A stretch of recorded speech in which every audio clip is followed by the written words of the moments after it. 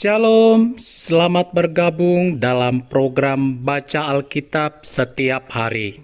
Saya berdoa semoga Bapak Ibu Saudaraku semua diberkati Tuhan melalui pendengaran dan perenungan firman Tuhan setiap hari. Selamat mendengar dan merenungkan. Tuhan Yesus memberkati.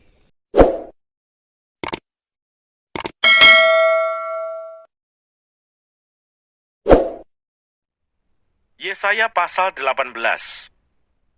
Ucapan ilahi terhadap Ethiopia. Wahai negeri dengingan sayap di seberang sungai-sungai Ethiopia yang mengirim duta-duta melalui laut dalam perahu-perahu pandan mengarungi permukaan air.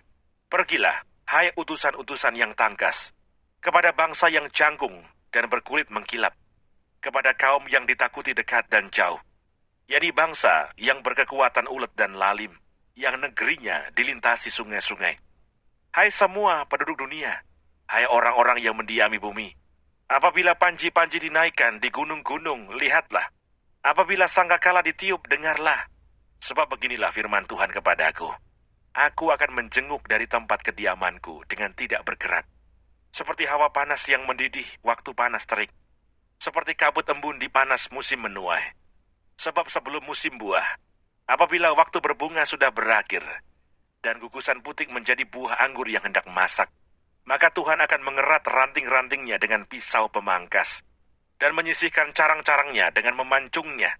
Semuanya itu akan ditinggalkan bertumpuk-tumpuk, bagi burung-burung buas di pegunungan, dan bagi binatang-binatang di hutan. Pada musim panas, burung-burung buas akan bermukim di situ, dan segala binatang hutan pada musim dingin. Pada waktu itu juga, persembahan akan disampaikan kepada Tuhan semesta alam, dari kaum yang jangkung dan berkulit mengkilap, dan dari kaum yang ditakuti dekat dan jauh, yakni bangsa yang berkekuatan ulet dan lalim, yang negerinya dilintasi sungai-sungai, ke tempat nama Tuhan semesta alam, yaitu Gunung Sion.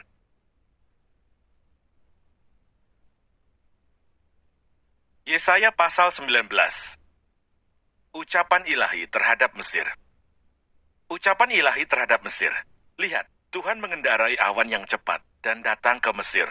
Maka berhala-berhala Mesir gemetar di hadapannya, dan hati orang Mesir merana hancur dalam diri mereka. Aku akan menggerakkan orang Mesir melawan orang Mesir, supaya mereka berperang, setiap orang melawan saudaranya, dan setiap orang melawan temannya.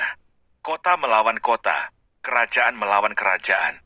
Semangat orang Mesir menjadi hilang, dan rancangannya akan kukacaukan. Maka mereka akan meminta petunjuk kepada berhala-berhala, dan kepada tukang-tukang jampi, kepada arwah dan kepada roh-roh peramal. Aku akan menyerahkan orang Mesir ke dalam tangan seorang tuan yang kejam, dan seorang raja yang bengis akan memerintah mereka. Demikianlah firman Tuhan, Tuhan semesta alam.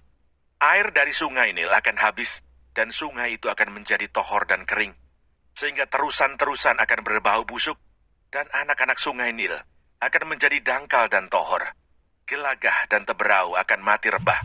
Rumput di tepi sungai Nil dan seluruh tanah pesemaian pada sungai Nil akan menjadi kering, ditiup angin dan tidak ada lagi. Para nelayan akan mengadu dan berkabung, yaitu semua orang yang memancing di sungai Nil. Semua orang yang menjala di situ akan merana juga. Orang-orang yang mengolah lenan akan mendapat malu. Demikian juga tukang-tukang tenun kain putih. Mereka yang menenun akan remuk hatinya. Segala pekerjaan upahan akan bersedih hati. Para pembesar Zoan adalah orang-orang bodoh belaka. Para penasihat Firaun yang paling bijaksana memberi nasihat yang dungu.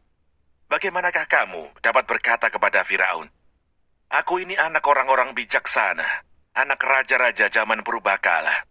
Di manakah orang-orang bijaksanamu? Biarlah mereka mengumumkan kepadamu, serta memberitahukan apa yang diputuskan Tuhan semesta alam tentang Mesir." Para pembesar Zoan bertindak tolol.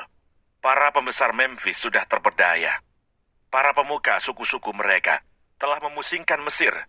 Tuhan telah mencurahkan di antara mereka suatu roh kekacauan, dan mereka memusingkan Mesir dalam segala usahanya, sehingga seperti seorang mabuk yang pusing waktu muntah-muntah. Dan tidak ada usaha Mesir yang akan berhasil, yang dilakukan oleh pemimpin dan pengikut, oleh pemuka dan orang biasa. Pada waktu itu orang-orang Mesir akan seperti orang-orang perempuan. Mereka akan gemetar dan terkejut terhadap tangan Tuhan semesta alam yang diacungkannya kepada mereka. Maka tanah Yehuda akan menimbulkan kegemparan di antara orang Mesir, dan siapapun yang teringat kepadanya akan terkejut mendengar keputusan Tuhan semesta alam yang diambilnya mengenai mereka. Pada waktu itu akan ada 5 kota di tanah Mesir yang berbicara bahasa Kanaan dan yang bersumpah demi Tuhan semesta alam. Satu di antaranya akan disebutkan Ir-Heres. Pada waktu itu akan ada mezbah bagi Tuhan di tengah-tengah tanah Mesir, dan tugu peringatan bagi Tuhan pada perbatasannya. Itu akan menjadi tanda kesaksian bagi Tuhan semesta alam di tanah Mesir.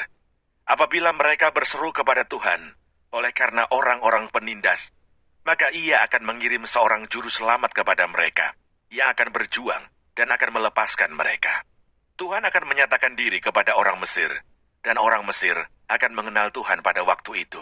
Mereka akan beribadah dengan korban sembelihan dan korban sajian, dan mereka akan bernazar kepada Tuhan, serta membayar nazar itu. Tuhan akan menghajar orang Mesir, akan menghajar dan menyembuhkan, dan mereka akan berbalik kepada Tuhan, dan Ia akan mengabulkan doa mereka, serta menyembuhkan mereka. Pada waktu itu akan ada jalan raya dari Mesir ke Asyur, sehingga orang Asyur dapat masuk ke Mesir, dan orang Mesir ke Asyur, dan Mesir akan beribadah bersama-sama Asyur.